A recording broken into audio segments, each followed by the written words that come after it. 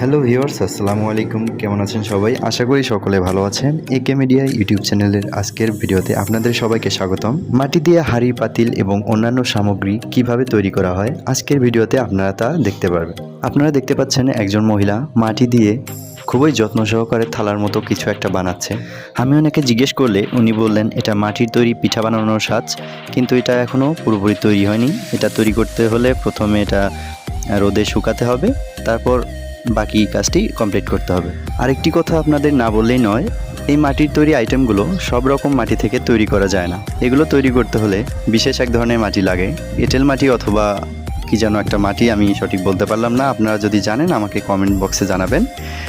এই ধরনের মাটি দিয়ে বানানো হয়, যেগুলো অনেক দূর থেকে তারা সংগ্রহ করে।